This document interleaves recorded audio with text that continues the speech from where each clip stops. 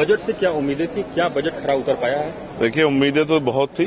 हम लोग पार्लियामेंट में आए हैं तो उम्मीद ये थी कि बहुत सारे कल्याण की योजनाओं पे, नौजवानों पे, किसानों पे, महिलाओं पे बात होंगी, लेकिन ऐसा कुछ दिखाई नहीं दिया। सबसे बड़ी इस देश की समस्या बेरोजगारी।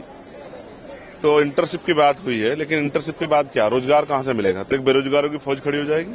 जैसे अग्निवीर के 5 साल के बाद अग्निवीर क्या करते हैं, उसी तरह से बेरोजगारों को और बेरोजगार करने का इंतजाम किया गया है। महिला कल्याण पे जो बातें हुई हैं सुनने में बहुत अच्छी है, लेकिन भारत में कामकाजी ज्यादा महिलाओं की संख्या है, घरेलू महिलाओं की।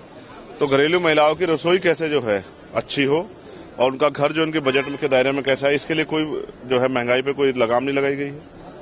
किसानों के लिए बहुत बड़ी बड़ी बातें हैं, लेकिन किसानों की जो मेन प्रायोरिटी थी उनकी, जिसके लिए वो 17 महीने आंदोलन करते रहे, 700 किसान जान गई, एमएसपी की गारंटी पे सरकार ने कुछ नहीं कहा। साथ साथ हेल्थ का बजट जो है, जो बढ़ाया जाना चाहिए था, हेल्थ का बजट नहीं बढ़ा है, एजुकेशन का बजट नहीं बढ़ा है। सवाल ये है कि जो SC ST के OBC के बच्चे हैं वो विदेश पढ़ना चाहते हैं, उनके लिए क्या प्रावधान किया सरकार ने? SC ST OBC के लिए जो कोई कल्याणकारी योजना मुझे पूरे बजट में नहीं दिखाई दी।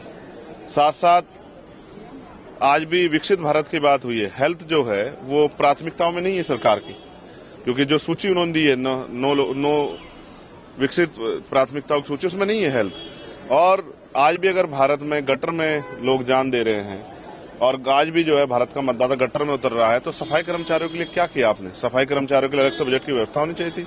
और इससे समस्या से, राष्ट्रीय समस्या जो गटर की है, इससे निजात दिलाने के लिए आपको जो है एक अलग से बजट की व्यवस्था करनी थी।